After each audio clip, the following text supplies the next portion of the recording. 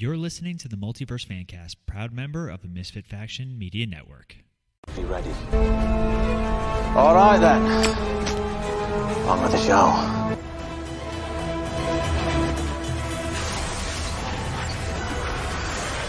Hello, everyone, and welcome back to the Multiverse Fan Cast. If you're listening to us on the go, you can find us on Podbean, Stitcher, Apple Podcasts, Spotify, Google Podcasts, and basically anywhere else you enjoy your podcast, including nowadays Facebook. You can listen directly on our Facebook page, the Multiverse Fan Cast. As always, I'm one of your hosts, Paul, and with me in the studio today is Rob. Rob, how are you?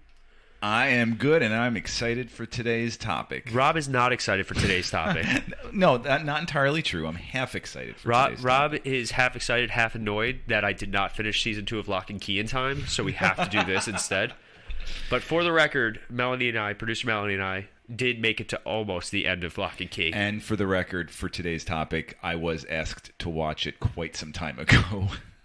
Been telling you to watch Titans for like a year and a half. You should really catch up. I'll get to it. See, that's what I got to do. I just got to give you guys all deadlines and be like, hey, you have to do this. So, maybe one of you guys will join me for some of our other shows at some point. Oh, yeah. Yeah. But so we are super excited. We're here talking about Season 3 of DC/HBO Max's /DC Universe, formerly Titans. Formerly co-owned by DC Comics and Warner Brothers. And a little backstory on Titans. Titans was the flagship show of the DC Universe online streaming service when DC attempted to get into kind of the Netflix, HBO Max style, which is ironic because HBO Max totally blew it out of the water. Yeah. Originally, the show was pitched for TNT. They had been working on it for years. Oh, yeah. Titans was originally a TNT-based show that they were trying to get off the ground. For how long? Was that something that they did like 10 years ago or something? I want to say, this would have been really good for me to totally do some research. Throw them a curveball. We'll do that when we get to the actual show. But before we get started, we do have Mm-hmm. some news that we got to discuss a little bit. Nothing too crazy, I don't think. But so Marvel movies suck now. And that's the big news today. So Eternals is now out for critics, and critics are able to comment and write their reviews. And right now, Eternals is sitting on Rotten Tomatoes at a very... Let's see, the last time I checked it was at a very sad 60%. Let's see if it even went down anymore. No, it's still at 60%.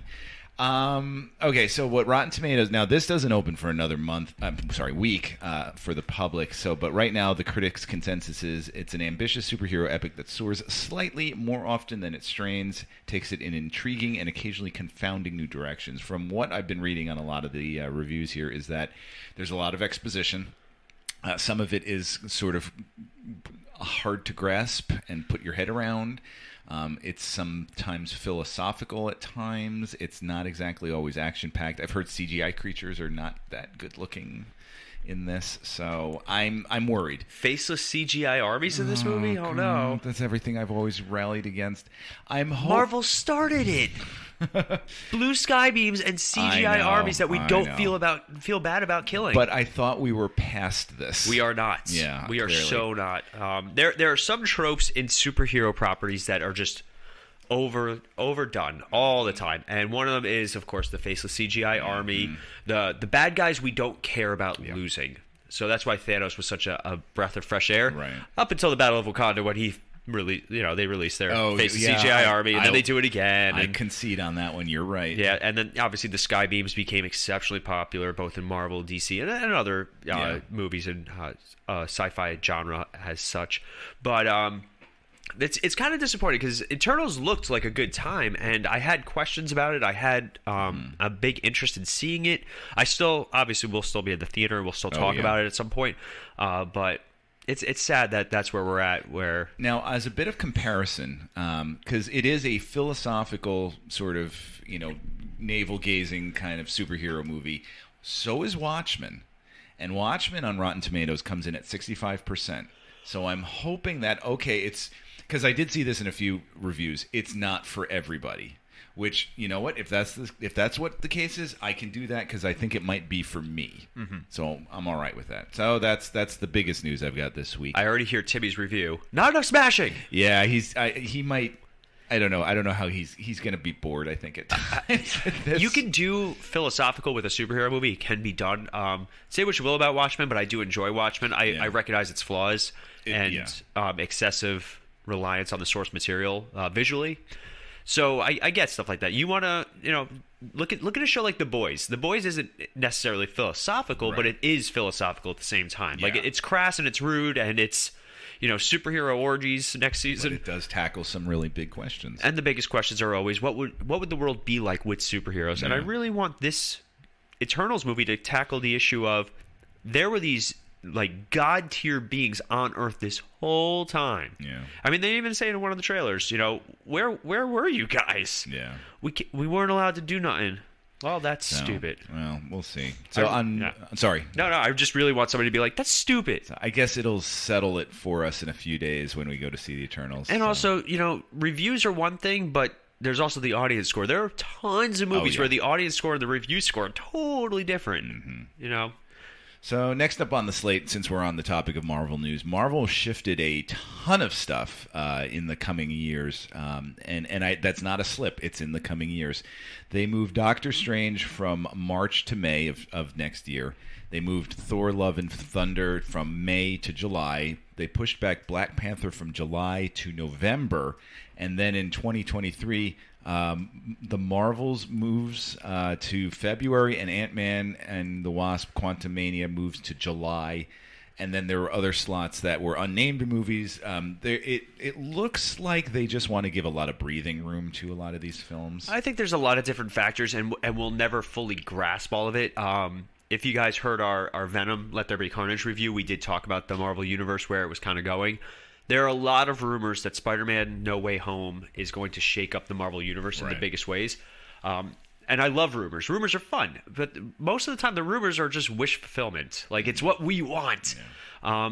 I am fully expecting, until I see a trailer that says otherwise, I am literally telling myself that there will be no other Spider-Man in this new Spider-Man movie. Until I'm told otherwise, because then I'm going to leave that movie going, I want another Spider-Man. Well, I'm thinking of like the Marvel television shows where we were like, all right, here's a big person is going to show up, and no one ever did.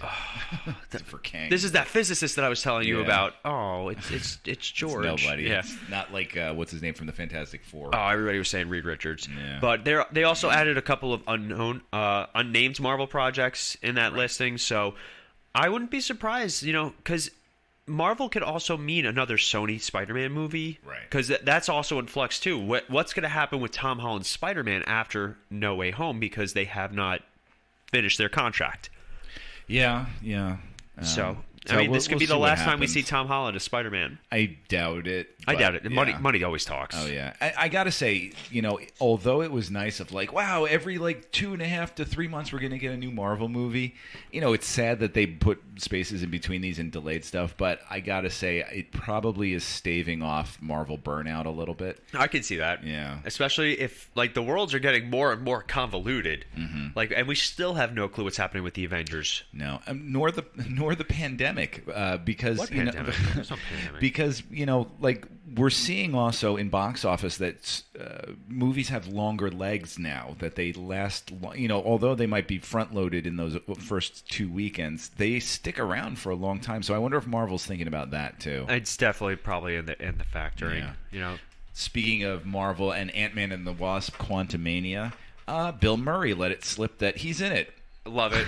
I love it. I hope he's I hope he's just like some really big random Marvel character, like somebody we'd like Seth Green as Howard the Duck, something funny like that. I could see him doing a voice of some random. Yeah, he was on Cosmo the Space Dog. He was on a podcast or something, and he's like, "Oh, by the way, I just finished a Marvel movie," and everyone was like, "Okay," and he goes, "Oh yeah, I'm in Ant-Man 3," and it was a shock. Nobody knew about it. It's funny because You watch interviews now with Andrew Garfield, and there's all these memes going around about the sniper rifle behind the camera going, "Don't tell him, don't you say a word." A lot of Marvel actors, anybody who's been in a Marvel movie, they usually have to stay very, very quiet. Tom Holland and what's Ruffalo. his name? Mark Ruffalo. Yeah. Streamed the first 11 minutes of Thor or whatever it was. Yeah, but so Marvel is very notorious for keeping everything exceptionally tight-lipped, which I'm fine with. I like being surprised. And I hate to say it, since Endgame, we haven't had a big like Marvel surprise.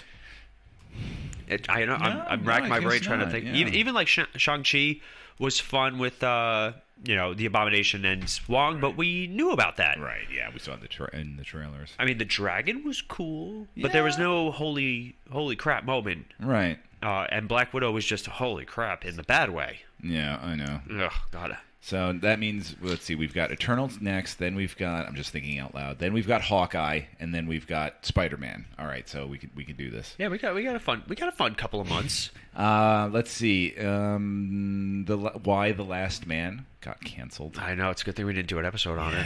Well, we still might. I'm for it. Maybe we'll do it on now, Why the Last Episode. Here's the thing: as much of a fan I am of the comic, I have yet to watch an episode. I was gonna ask. I haven't heard you talking about it. No, I haven't gotten around. I watched Lock and Key. Well, I was so busy with Titans. You're welcome.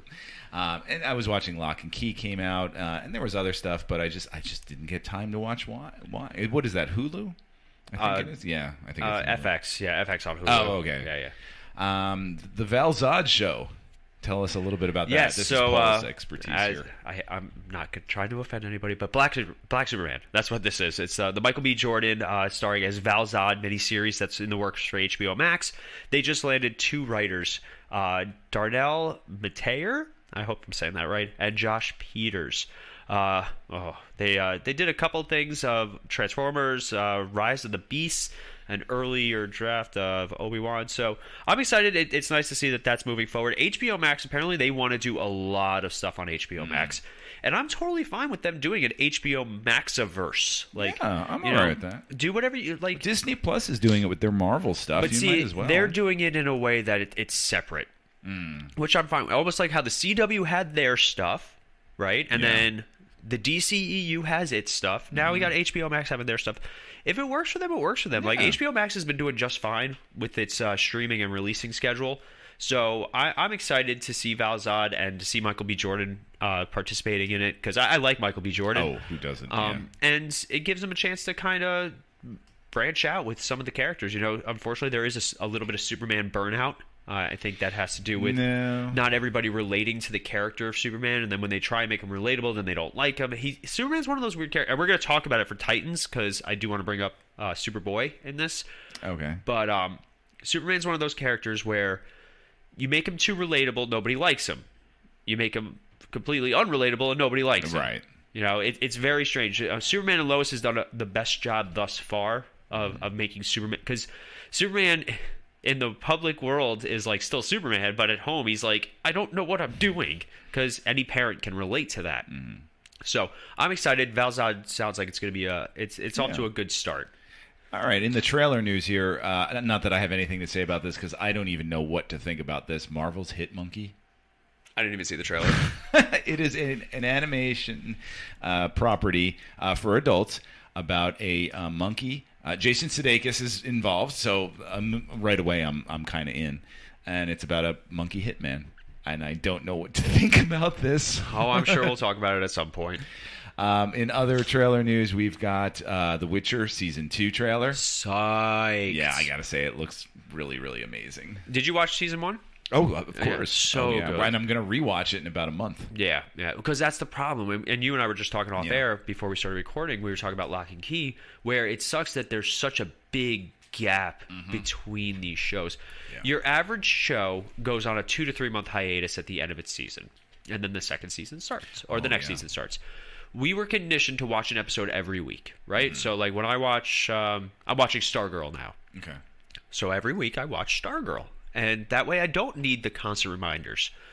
Now for a show like Lock and Key, The Witcher, things like that, where we have to binge, where we can binge watch the entire show technically in a weekend if we really want, then we have to wait a year, 2. Yeah. COVID-19 years, Yeah. So for me, like we went to watch Lock and Key, and producer Melanie hit the skip recap, and then we both were like, "Yeah, crap." We don't remember anything that happened in the first season, except for, like the big things. So we actually switched to my account and restarted it so we could watch the recap and have a general idea of what was going on. I got to say, I watched the recap, and I was, even watching that, I was like, I don't remember that. That Yeah. happened? Wait, when? Who? Like I had a lot of hard. Well, because and I think you bring up a great point is that we binge watch these shows in like 2-3 days, and then it's nothing for 12 to 18 months, and so try and remember what you did in a 2-day period a year and a half later. Don't even remember what I had for breakfast. So yeah, I'll be rewatching The Witcher, and then finally we have a new, probably more authentic Cowboy Bebop trailer in terms of authentic in terms of like that's what the show's going to be like. His hair's not green. I am really super excited for Cowboy Bebop. I'm excited. I was never a Cowboy Bebop fan, but I really dig the way that this one looks and the style. It's unfortunate because anime and manga are very difficult to adapt. They are notoriously difficult. We have seen some horrific Hollywood adaptations of beloved anime. Dragon Ball Evolution, Ghost in the Shell, Avatar, The Last Airbender. Yeah. Like we've seen some horrific, especially with the whitewashing. Yeah, this show, Cowboy Bebop, looks like not only is going to take into account the fan base and the look of the show, it looks like it's really going to do a lot of justice to it. But I also get nervous because as much as I love the movie Speed Racer. I think Speed Racer when I see this stuff, yeah, and that's the problem. Yeah, you got to find your balance of the realistic with the anime components. You could do your anime shots, like there's a lot of shots like reflective shots and stuff like that, but it gives me hope that I would love to see a live action Dragon Ball Z at some point or something along those lines. But I am glad to see, though, that because this is something I wasn't aware of, that Cowboy Bebop might be for adults a little bit because he drops an F-bomb in the trailer. Yeah, and I wasn't expecting that. So maybe this is going to be a bit more adult than I thought. You know what I wasn't expecting? Harold from Harold and Kumar. That's who he is. He's ripped. I know. John Cho, yeah. I've heard him say that this is the most he's ever worked out, and he's older than both of us. By the way, it's amazing what you can do with Hollywood money nowadays. But yeah, I'm excited for it. It looks like it's a lot of fun. I have to say, I showed it to my comic book class, and they all said that it actually looks like one of the very first authentic anime adaptations. Because I've in my class, they've been introducing me to anime and giving me some manga to read, and they're deep into it, and they know a lot of this stuff. And they said, yeah, it actually looks like something they would watch. So that's good that here the fan base likes it. I still like Speed Racer. But any other news? Yep, that's it. All right, that's going to wrap us up on news. We're going to take a quick break, and when we come back, we are talking Titans Season 3 and a little 1 and 2. But first, a quick break. All right, we are back, and we are here to talk about Titans. Dun, dun, dun, dun, dun, dun, dun, dun, dun. I love this. So I did actually do some research. Calm down, everyone. But yes, the live-action Titans series was in development in September 2014. Oh, so it's been about 7 years. Yeah. Yep. Originally for TNT. The pilot was written by we got Mark Haynes and Akiva Goldsman. I was just ranting about Akiva Goldsman a minute ago. Yeah, you were. So I got to get this out there because there are some really talented people with Titans. Yes. And there are some really untalented people with Titans. And there's some really bad script choices with Titans. So Greg Berlanti is involved, which we love Greg Berlanti on this show. He's been very big with a lot of the other shows. Yeah, That's he's the Berlanti-verse. He's the Arrowverse. It's because of him that it took off. But you've got Akiva Goldsman, just to give you a couple ideas of things he's written. He wrote some of the Transformers movies, specifically The Last Knight, which is one I never saw. He wrote Angels and Demons, Da Vinci Code, iRobot, Lost in Space. Wait, Lost in Space, the movie or the TV show? The movie. Oh, with Joey. Yeah. That movie is a lot of fun cheese at this point. But have you seen the Netflix show? I've heard good things. It is fantastic. Yeah, really? Okay. It was so much better, and they took some liberties that I was kind of surprised with. I'm okay with that. I would recommend it. And he also wrote Batman Forever, and more importantly, Batman and Robin. So here's the thing about Batman and Robin. I have grown to not like Batman and Robin, but have a better appreciation for it, and I'll tell you very simply why. I won't hold it against anybody involved in it except for the studio. The studio was the one that said, this is what we want. We want cheesy, campy, sells toys.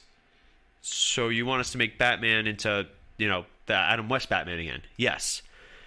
That is why they changed their costumes at the very end, when it's like, all right, we have 11 minutes to thaw the city, but first, costume party. Yeah, that's why they change and get new vehicles. Do you think Batgirl brought those with her? Yeah. She wore her outfit for 4 seconds, fought Poison Ivy, and then put on a new one. I think they made the exact movie they wanted to make. The studio did. Yeah. I think Joel Schumacher, too. Joel Schumacher has come out, and he's said, like... He came out years ago. Well, yeah, not that. Okay. But he's like... He takes responsibility for certain things, like the bat nipples, which were in Batman Forever, too. Like, people tend to forget that there were bat nipples. Not as much, but... But there just wasn't a shot dedicated to the bat nipples. Or the bat codpiece. Or the bat butts. Yep. Anyway. But also, I should say, Akiva Goldsman has also produced some trash. I want to especially stress that he produced Paranormal Activities 2 through 4. Oh, not even like the one good one. No. Dang it. It's funny. We just did an episode on Cinematic Adventures about House on Haunted Hill, and I saw that. Just like fun ghost movies and stuff like that. And we mentioned Paranormal Activity, and we said that sometimes less is more with these things. Yeah. But yeah. Oh man. But and you know what? And maybe that's my overall. Now I've been kind of bullish about my statements about Titans, and I keep saying to Paul, I'm saving it for the show. Here's the problem I have with Titans is that there's a lot of really talented people and a lot of untalented people involved with it, and so as a result, the final product for me is extraordinarily uneven. It is a mixed bag, and I will agree. There's also been a lot of, I don't want to say liberties taken, but I think there's also been a lot of miscasting where they took a really good actor and they put him in a really bad role, or they wrote the role. You're horribly. thinking of someone. I want to know who. Bruce Wayne. I hated Bruce Wayne in this show.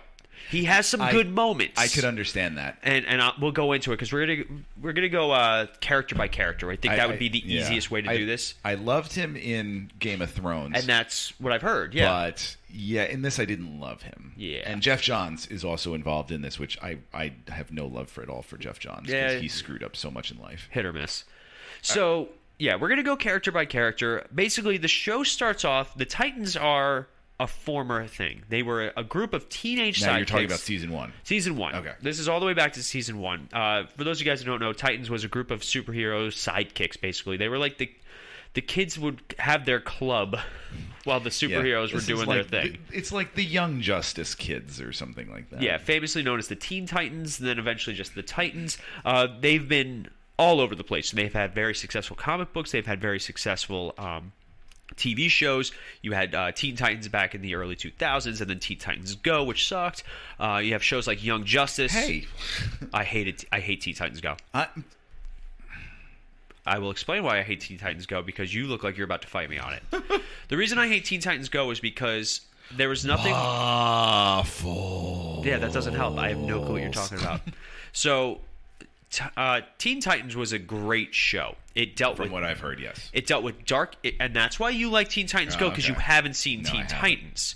So, Teen Titans was like Batman and Batman Returns, and Teen Titans Go is like Batman and Robin. Okay. That is the drastic tone shift, and it's even worse to have a show make a sequel where they bring back the entire original cast, but they put him through a goofy lens, and it is a joke. Yeah, it is just all right. For funsies. I can appreciate that, because I would be annoyed too if they did that with my favorite characters. Like any TV show you could think of that's like one genre, and then they're like, all right, we're coming back for a brand new season. It's been years. We got the entire cast back, and then it's that. Yeah, and it's a total opposite. I'll give you that. So. Yeah, I hate Teen Titans Go. I despise. I understand why people like it, and I'm sure it's very funny and very meta, but I can't get behind it. Okay. Especially after they did the same thing with Young Justice, but then they brought it back with the original cast, and they kept it going, and they kept the dark tone. Do you know why Young Justice was canceled? No. Wasn't selling toys. That's not even a joke. That was I believe it. Cartoon Network pulled the plug on one of the best superhero animated shows of all time, Young Justice. And now, is it back now? It is on HBO Max. Okay. They even dropped the first 2 episodes during DC fandom, and it's been fantastic. Yeah. And I have to say, that's one of the things, and we'll get into that too, that I think this show benefited from, is that HBO money. Oh, absolutely. And I think HBO Max was so excited to just create content and get content. So for them to bring back stuff or continue stuff. So basically, going back in time to the beginning of Titans. Titans was the flagship show of DC Universe Online. I had DC Universe Online. It was a very good subscription if you were a DC fan. If you weren't a DC fan, there was nothing there for you. Like, why would you be there anyway? Right. It's not like Disney Plus that has the Marvel and the Star Wars and They've got a vault. Yeah. So this DC Universe came out with a ton of great content, and unfortunately, it decided to go just straight to comic books. Right. Because it wasn't doing well. And from what I remember, too, when DCEU came out, it was pitched to adults. Yes. Because I remember the very first promo for Titans Yep. was Robin looking slightly off camera and dropping the F-bomb and saying F Batman. Yeah. They have, in season 3, they got away from that for the most part. It was more just the shock factor of it. Mm-hmm. But season 3, I will say, is my favorite season of Titans. I would agree. And it's one of those shows that got better as it went. Once they got rid of some of the stupid character choices. So let's talk about some stupid character choices. So we have Brenton Thwaites as Dick Grayson / Robin, and then eventually Nightwing. What's his name? Brenton Thwaites. No, the character? Oh. Richard. Dick. Right. Richard. Kids can be cruel. Yep. So I really liked Dick Grayson in this show in season 1, and then in season 3. I hated him in season 2. Why? I thought that the second half of season 2 with him going to... And by the way, full spoilers for seasons 1, 2, and 3 of Titans. Mostly season 3, but for 1 and 2 also. But I hated the whole... I'm going to go to prison for 3 episodes. I hated that storyline. I really... For the most part, I enjoy Brenton Thwaites as Nightwing, especially in this season where he is the team leader. And he, there's a lot of trust built in with the team and the characters and all that stuff. He was much better this season, and he was fun. Like, he made jokes. He was a little bit more quippy. He wasn't so angsty. He wasn't Batman. Yeah. And I like how they build that dynamic, that relationship. A lot of people forget how many problems Batman and Robin actually had in the comics. Like, especially as Robin got older, and he realized he's like, Batman's kind of a dick. Yeah. Because that's what he is. They did a lot of great exploration of Dick Grayson in this show and his relationship with Bruce Wayne, and I think season 3 was kind of the epitome of it. See, I found season 2, I think, to be the most frustrating out of the 3. Agreed. Season 1 was fun. It was getting introduced to these new characters. Like, I liked, Rachel and Starfire and their stories and everything. Season 2 was a slog for me. I had trouble getting through it. I think it ends on a really good note. Season 2? Season 2 ends on a good note. Like, the Nightwing episode is fantastic. It just took forever for him to get into the suit. there, and the problem was that season 2, the problem was they had a bunch of other stories happening at the same time. Yeah. It was like, all right, so here's Beast Boy and Superboy. Right. Here's Jason Todd being Jason Todd. Melanie hated Jason Todd. I still hate Jason Todd. I don't. I can't stand. I despise him. Melanie also hated Hank. I did too until season 3. Yes, and we're going to discuss that. Season 2, I found... Okay, part of the problem I found with season 2 was that they saved the climax for season 1... For the beginning of season 2. For the very beginning of season 2. And it was a terrible resolution to season 1, I thought. And so I felt like season 2 immediately shot itself in the foot. So season 1 was supposed to end with the episode, I believe it's called Dick Grayson, where it's that last shot of Dick Grayson being taken over by Trigon. Okay. Then that was supposed to be the season finale, and it was supposed to open with the first episode of Trigon and him being basically locked inside of Rachel's head. Okay. Instead, they didn't do that. So they changed up their strategy, and I agree. It did not, especially because Trigon is one of the most powerful beings in the DC universe. So well, and I should also point out that season 1 was only 11 episodes, whereas season 2 was 13 episodes. So I wonder if the pandemic forced them to reschedule. I don't know. I don't think so. Yeah. But anyway. No, it didn't. Never mind. It came out in 2019. Yeah. They were just stupid. Never mind. So Dick Grayson, I also got to say his suits have been fantastic. The Robin suit looked great. The Nightwing suit is so on point, and I really enjoy. I also enjoy how in the beginning of season 3, the Titans are celebrities. Like they're a well-known superhero team. They do a lot of talking about like the Justice League and Superman and stuff like that, but they don't ever show them. So it's nice to see in a world of superheroes, what would happen if a team of superheroes did exist? And Starfire kind of does the press stuff, and like Beast Boy's kind of like I love being a superhero celebrity, and Nightwing's just off in the shadows. Like he's like, I'm not here for that. I'm right, here he's sort of being Bruce Wayne a little bit, but in a much better way. Yeah. In the comics, it's said that Dick Grayson's one of the best tacticians and team leaders in the DC universe. Okay. Batman may be one of the smartest, but Dick Grayson is considered one of the best leaders. So it makes sense that he kind of takes that role. But I really enjoy the Dick Grayson stuff. And there was no angst in this season with him and other characters. Like, they would have disagreements, but they would be okay. Like, after a little... Like, I love how Superboy and Nightwing go at it towards the end. And, like, Nightwing's like, hey, I want to apologize. Superboy's like, I would have done the same thing. We're cool. We're good. All right, so who do you want to talk about next after? Well, we'll go right down to Anna Diop as Coriander/Starfire. Oh, Starfire. Yep. Rob doesn't like Starfire. No. I didn't like I think I got bored with her storyline.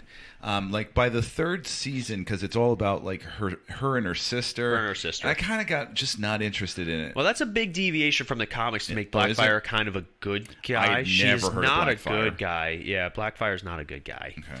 I like Starfire enough. They do a lot of not explaining with her. Like, they never actually explain why she was getting visions of her sister. They talk a little bit about how her powers weren't actually her powers. That's a big change from the comics. Yeah, because the first season was all about her getting her memory back. Yeah. And then second season, what was second season with her? Just her dealing with it.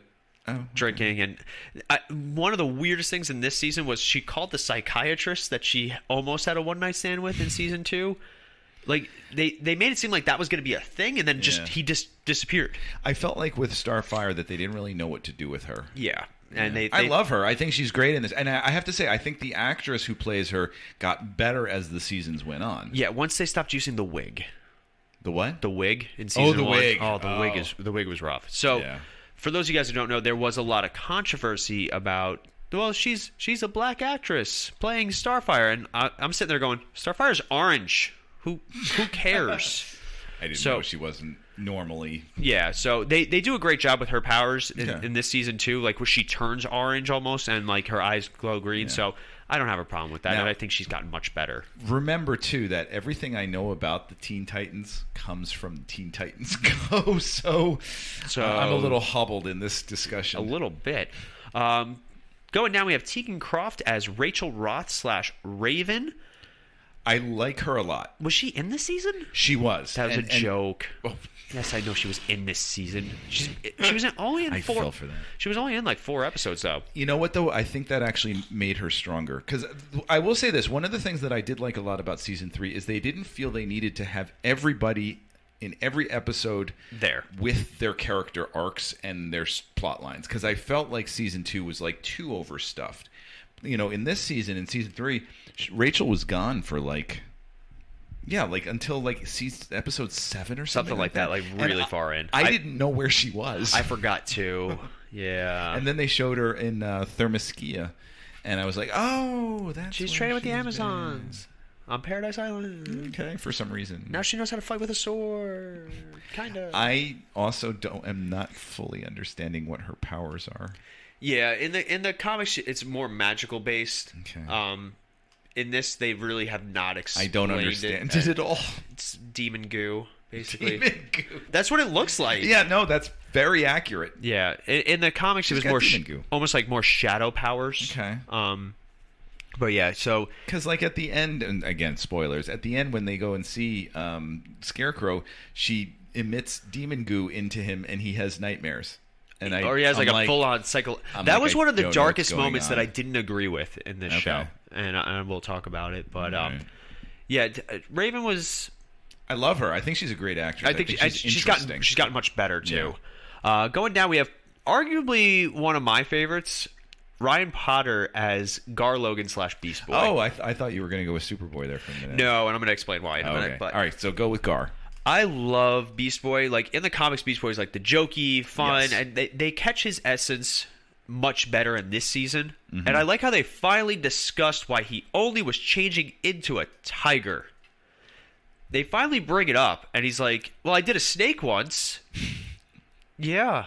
And then I did a bat. Yeah, you did the bat. So in the comics, Beast Boy can turn into any animal. Like, any.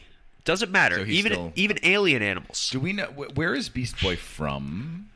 He was picked up by the Doom Patrol. In the Doom Patrol episode of Season 1. Oh, he was in the Doom Patrol. He was with the Doom Patrol. We should also add that Season 1 introduced Doom Patrol. Which I still got to catch up on. Which I am caught up on, and it is one of the most absurd shows I've ever seen. And I don't mean that necessarily as in, like, funny absurd. I mean as in, like... The things they think of. What on earth is... Like, I at no given moment do I know what's going to happen next. I love Doom Patrol. The first season's still incredible.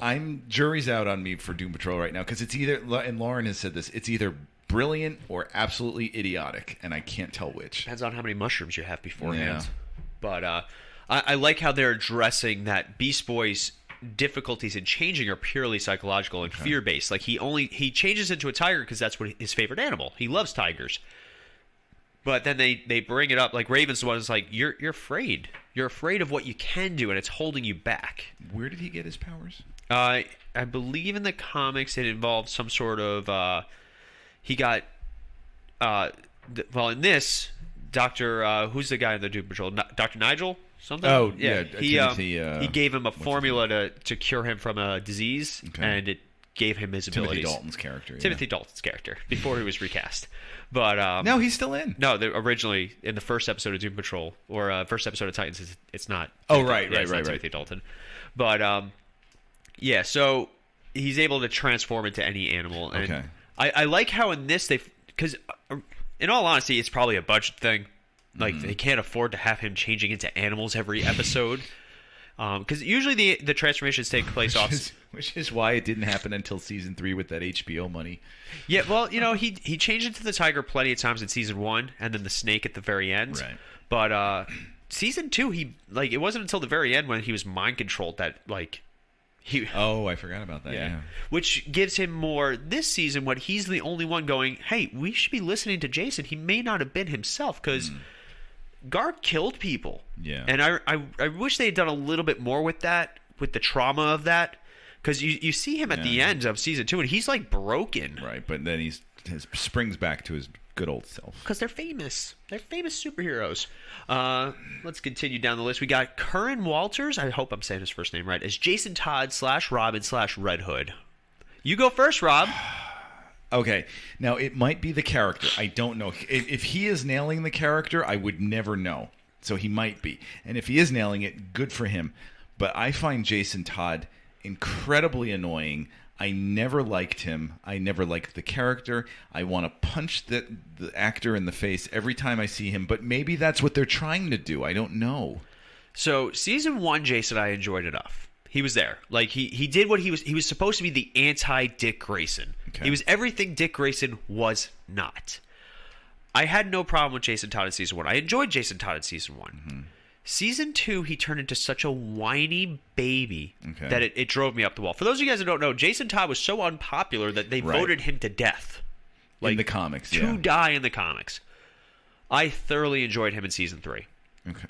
Really? I did. For the most part. There were some things that they did So in season 3 you find out that he's been experimenting with this fear gas that takes away his fear, that makes him completely fearless, which is very dangerous to be a vigilante and not be afraid of anything. Right. Bruce Wayne, there was a great episode of Batman the Animated Series when it happened, and to the point where Tim Drake actually restrained Batman because the one thing Batman doesn't do is kill, typically.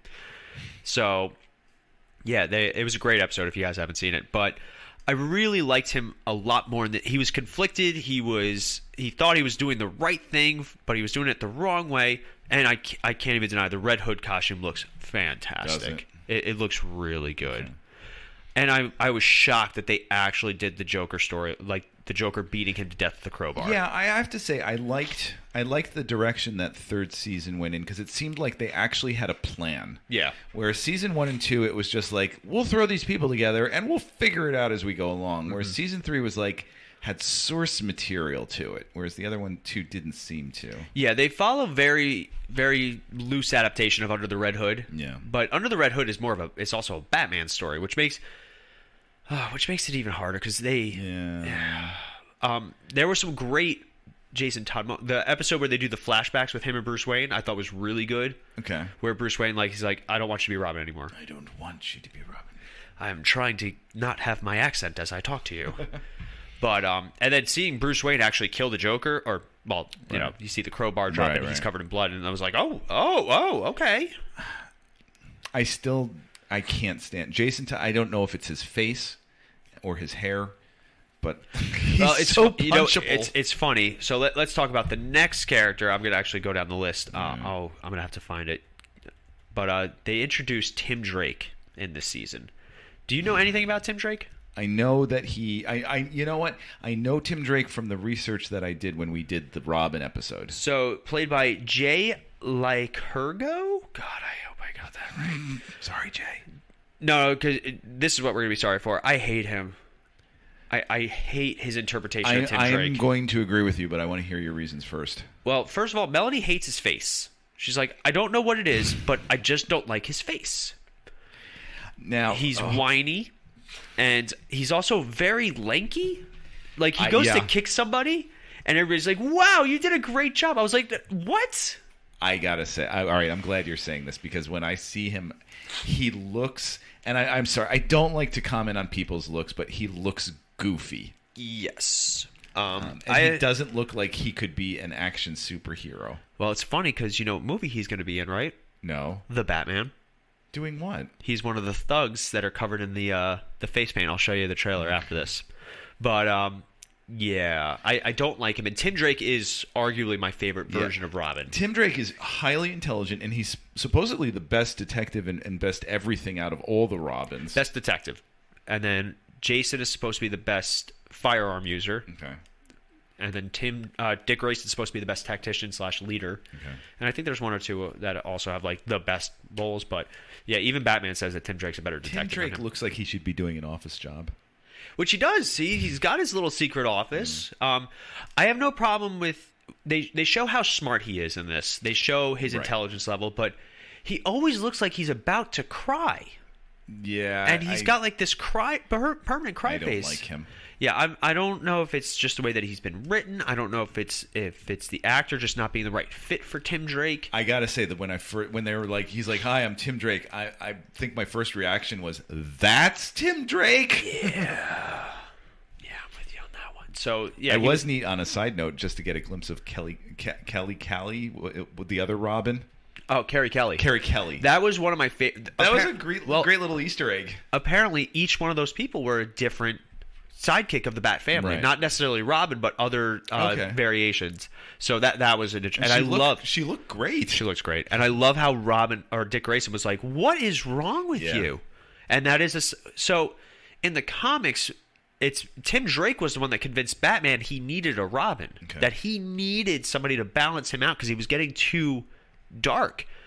Instead, they flipped it in this one where Batman was so codependent on having somebody look up to him and having that sidekick that Dick Grayson was like, we just buried Jason, like, and you're trying to find another soldier for your war. That I actually enjoyed. I enjoyed that part. But going down our list, we have the return of Connor Leslie as Donna Troy in this. Stupidest death ever. Even worse, she gets tasered when she gets back to Gotham, and she's like, "Yeah, I've already done this." I'm like, technically, isn't electricity your weakness? Because stupid deaths. She dies at the end of season 2, and she gets electrocuted while holding up a Ferris wheel.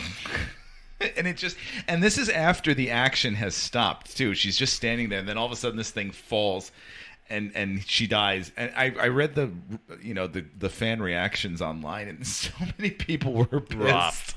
Rough. And it was so dumb. But afterwards, I was like, you know what? At least they got rid of some characters and they thinned out the Teen Titans a little bit, so we have fewer storylines. Well, season 3 we lost a few characters. Then they bring her back. She was better when they brought her back. Mm-hmm. Melanie and I were watching it though, and we're like, And Melanie keeps going, does she forget she has super speed? Because she's doing a lot of walking. Like, there's a time crunch. And I'm like, that's kind of funny. I feel like the Flash was just strolling. So, yeah, I liked her better in this season, but again, she also didn't have much to do towards the end. Now we have two characters that probably went through the most interesting transition from season 1 to season 3. We have Minka Kelly as Dawn Granger / Dove, and Alan Richardson as Hank Hall / Hawk. So we're going to refer to them as Dove and Hawk, just for the sake of conversation. Hawk and Dove. Hawk and Dove, Dove and Hawk. I really enjoyed that, especially looking at it now that we've seen the whole story. I love what they did with Hawk and Dove. I don't think they planned it, and I don't think it was storyboarded out, but season 3 did justice to Hawk. I did not like I was even complaining to Paul when I was in the middle of season 2. I'm like, I can't stand him because he's such a frat boy dude bro. He was so annoying, and part of that though is the script writing. I have huge problems with season 1 and 2 because it feels like it was written by a 14-year-old. It's just gratuitous. It's nonsensical. People don't really talk like that. They throw in cursing just to throw it in. Whereas at least with season 3, it actually sounds like the way people talk and interact with one another, and it wasn't gratuitous. And I think that is what improved Hawk so much because he seemed like a real person that I actually cared about. And also, Hawk goes through this transition where he had a lot of great ideas, just not always the execution. Like, he was a survivor of childhood abuse that he took in place of his brother. That was a dark moment. I remember that. That was a very dark moment. He was working on a farm trying to help out a junkie. Like, that's what he was trying to do in season 2 until Slade, came back. Which, again, Slade is... I thought he was terrible also. I like Slade enough. Right, we'll get to that. But, he's not in season 3, so we're probably not going to talk about him. But, Slade. Yeah. And then season 3, he was fantastic. Hawk, he was working as a police officer down in DC. Say, I laughed a lot when I saw him first pull up on the bicycle the bike shorts. with the bike shorts and the mustache. Yep. Yeah. It was great. And then you had and Dove was actually doing crime fighting, and you find out that he's trying to get her back, and because that was a weird thing at the end of season 2. Yeah. But he has his heroic moment of sacrifice, and he gets his closure. And they did a great job. And he's not gone. He's just in the shadow world or whatever that is. Limbo. Purgatory. Yeah. He's in a purgatory type. And he owns it, too. I love it. Like, he shows up in the muscle car. He's like, I've been here for a while. Blasting Bon Jovi. I loved it. But that episode of him with the bomb in his chest is one of the best Titans episodes. Agreed. I'd even put it in top superhero show episodes. I would agree with you 100% on that. It was that last shot, man, of him just sitting in the bed and realizing he's about to. And then even worse, they have Dawn do it. Yeah, that she inadvertently pulled the trigger on his explosive. If she had just not done it, he would have survived. They can't let that go. By the end of the season, Jason's not back in the fold, but they're kind of just like, all right, just leave. Like, we're not going to chase you. We're not going to. But if they're ever going to bring Dawn or Jason back, they have to have that confrontation. Okay, let's talk about Dove for a minute. Yeah. I never really saw her other than as a plot device. Because she was involved with Dick Grayson, and then she was involved with Hank, and so I was very pleased to see her leave in season 3 and not come back because I didn't feel like there was anything to do with her, and so having her leave at least gives us the excuse of we don't have to have an ersatz story about her. And they always have the chance of bringing her back for another story. Because I have to say, if after season 2 you told me that Hank was coming back for season 3 and he's going to be great, whatever. That's not going to happen. I would have not believed you. But if you're going to tell me that Dove is coming back for season 4 and it's going to be awesome, I don't believe you, but stranger things have happened with Hank. So. I could see them bringing her back as a revenge mission against Jason. I could see something along those lines, and the Titans have to decide where they stand. I could see stuff like that. But moving down, we got Joshua Orpin as Subject 13 / Connor / Superboy. Uh-oh. I'm torn. Oh. First of all, I have no problem with Superboy. I think he's well used in this show. He's not so overpowered that that he fixes everything. He's fallible. He messes up. I like when they do like the brief shots of Lex Luthor with him, because he is a genetic clone of Superman and Lex Luthor. His powers are well done. There's some great shots of things exploding, and he just stands there where everybody's like taking cover. They do some good stuff with Superboy. Yeah. I like the actor too, but he's like 40. Is he really? No. He's definitely a little bit older than Superboy should be. Here he is. Joshua Orpin, that's his name? Yeah. He is a ripe old age. Let's see, he was born in 94, so he's not. He's like 27. So to play Superboy. Okay. Yeah. That you see where I'm going with that? All right. I knew he wasn't actually 40. He's younger than I am. I will tell you, I hated him in season 2 because I hated that whole I'm too powerful and I don't know what I'm doing because I'm not smart. The fish out of water storylines get old quickly. Yeah. And unfortunately, a lot of shows will continue with them. I loved, though, that it didn't. And that season 3 all of a sudden started with him being just like everybody else. Yes. And I was like, again, okay, this is good. He wasn't so powerful that they just sent him in to fix things and to just handle situations. He was working with the team. And that's the thing that I have about this show is best when they're a team and they're doing team things. And they figured that out for this season. It's much better in this season. It's better. I will say the first 3 episodes, I was like, wow, this is fun. This is exciting. They're not taking themselves too seriously, and they're a team. And then it started to splinter after that. A little bit, yeah. With Vincent Kartheiser as Dr. Jonathan Crane. I wish I watched Mad Men. He was an Angel also. The Buffy spinoff. Again, yeah, that's where I know him one, from. Apparently, reports are that he was an asshole on set, like just not pleasant to work with, and he was talked to several times by the studio. So he's typecast. Wait, you're talking about on Titans or just in general? On Titans. Oh, on Titans. So that's what I've heard. But okay. I enjoyed Crane. He played the long game. He was a smart villain. He loses it at the end for me. Mm-hmm. I don't know. I think once he started cutting his face and all that stuff, I think that was a little much. And then it ended up he just wanted to do his original plan that Batman stopped. I like how Nightwing figured it out, though. And he was like, no. He wants us to play the game. That's what he wants. He wants the game so he can win. Because he lost against Batman. So I like how... He outsmarted the Titans plenty of times, and he turned the city against them. I did like the plot. I think I just didn't like the actor. That's fair. Because also, don't forget, when I think of Scarecrow, I think of Cillian Murphy from Batman Begins. To me, that has always been Scarecrow, because Scarecrow seems to be, and I love Cillian Murphy. Cillian Murphy, if you haven't watched Peaky Blinders, I really highly recommend the Peaky Blinders. But he has always been Scarecrow, and so for me, this Scarecrow was too much of a stoner. Yeah. And I didn't like that, whereas Cillian Murphy has sort of a dignity to him when he portrays it. Yeah, then he gets really campy in the second and third ones. A little bit, yeah. I'm going to wear my judge's outfit. Oh yeah, I remember when he was doing that. Yeah, that was a little weird. But I didn't. Yeah, he was. It was like watching The Big Lebowski playing Scarecrow. A little bit. Yeah. Like I said, he's got some great moments, and he's a smart villain. But yeah, the way he's portrayed is very strange in this. Yeah, it was inconsistent for me too. Like yeah, it just was, some episodes he was really good, and then others I was like, We got Savannah Welch coming in this season as Barbara Gordon. I salute the show tremendously for finding an actress who physically matches the role. Well, because she was to a point. No. I mean, like to the. Oh, go ahead. So in the comics, Barbara Gordon was shot and paralyzed by the Joker.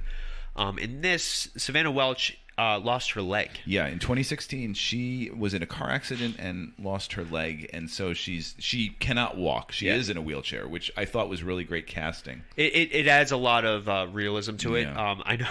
I know we're watching it, and Melanie goes, "Is she missing a leg?" I was like, "In the comics, she's not." Yeah. Well, here she is, and we did some research, and so she. I dug her.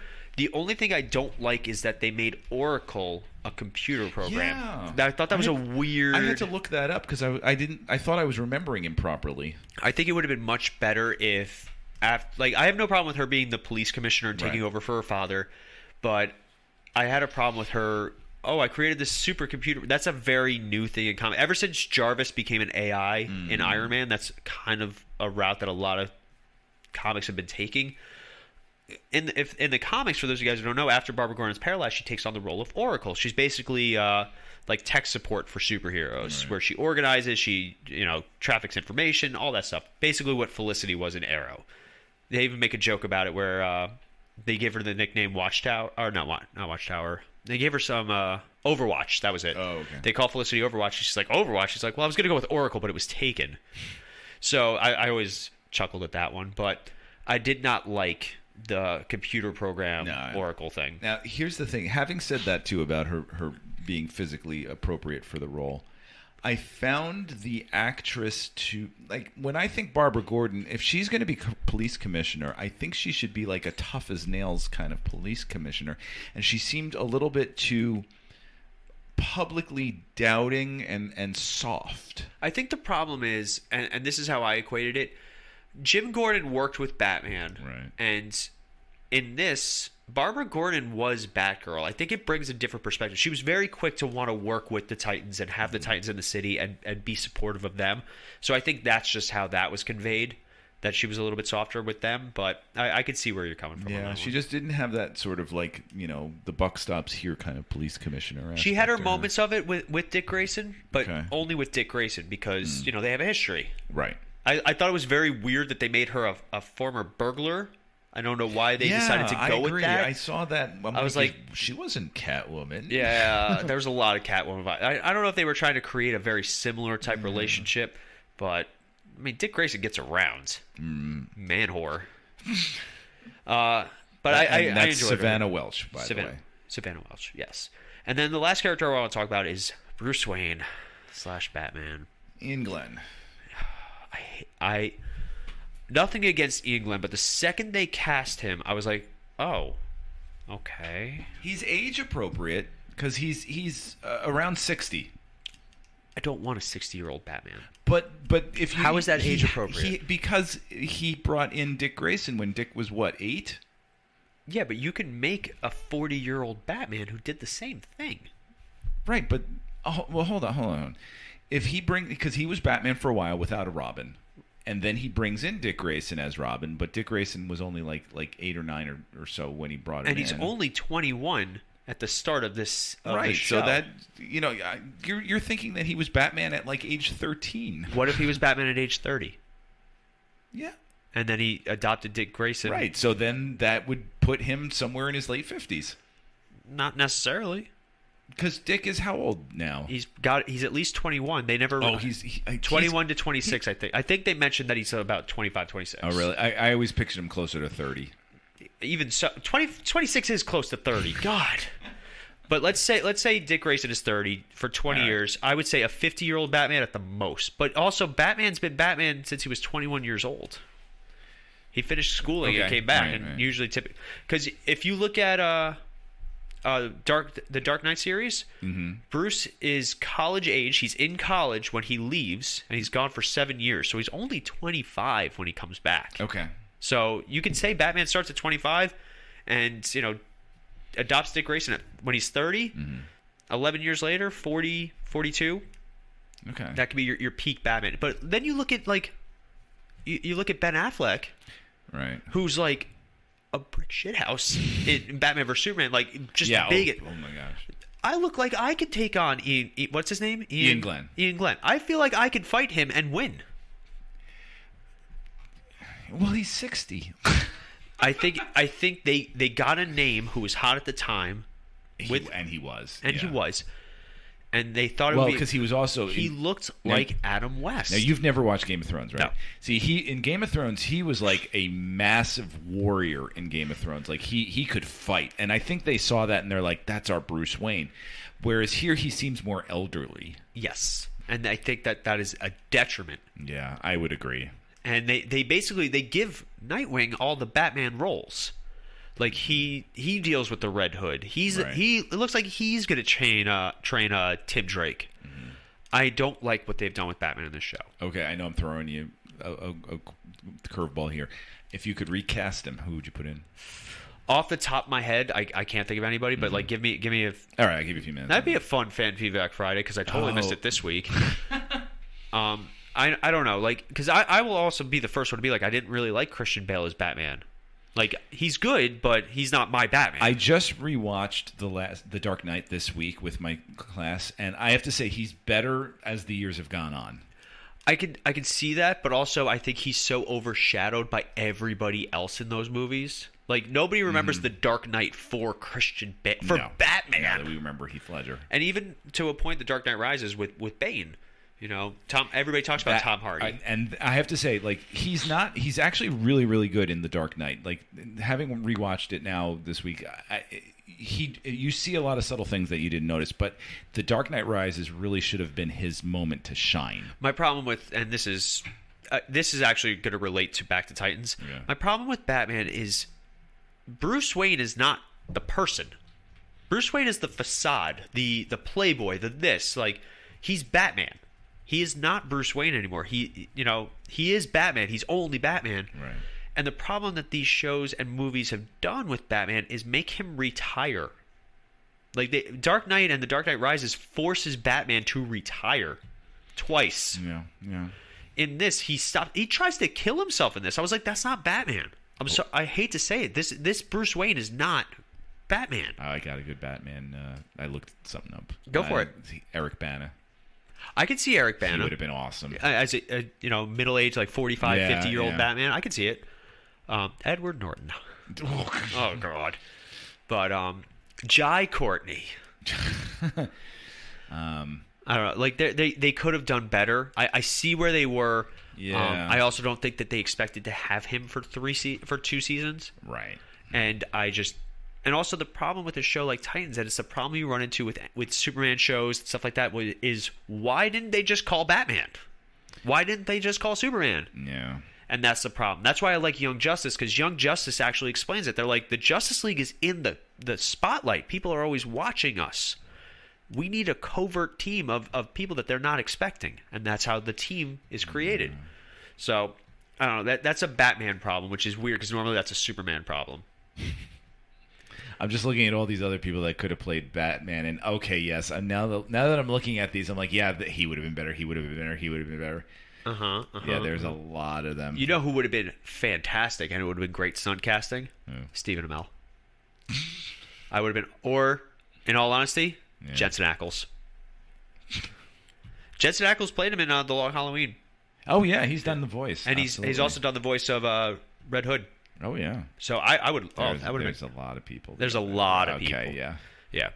I mean, I know you don't want to go for the giant stars, like John Hamm or something like that. But no, John Hamm's always been one of those actors that people talk about for Batman. Right. But I could see it, but no thanks. I'm trying to think who else. Like, for a middle-aged 45, 50-year-old Batman. That's a lot of.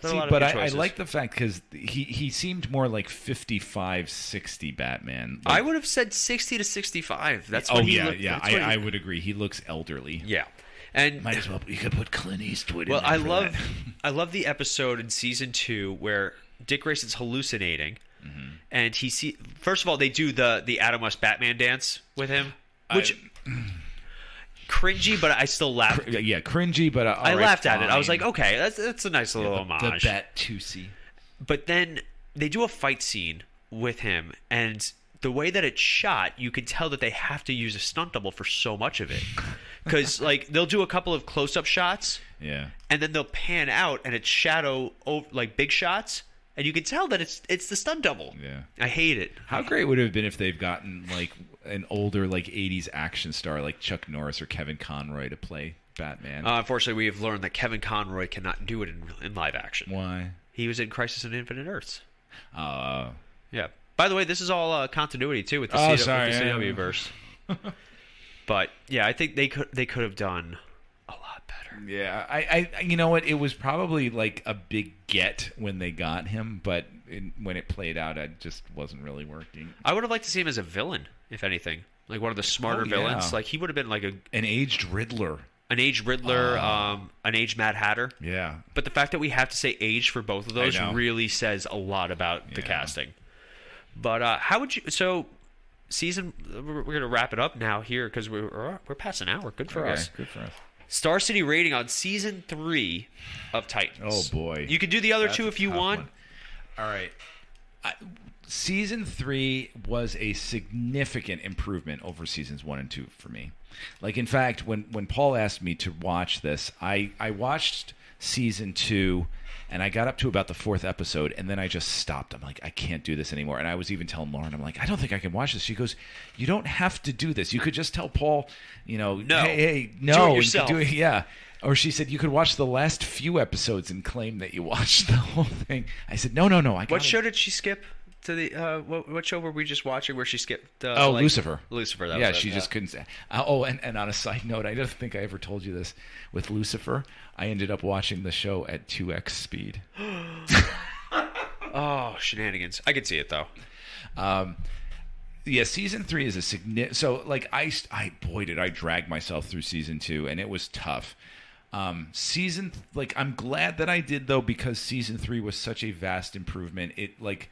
There was a solid plot to it. It all came together a lot more. I will say, like, the first 3 episodes, I was like, wow, this is fun. Like, they're not taking it too seriously. Like, there were, like, montages of them fighting with pop music behind them. Like, this is great.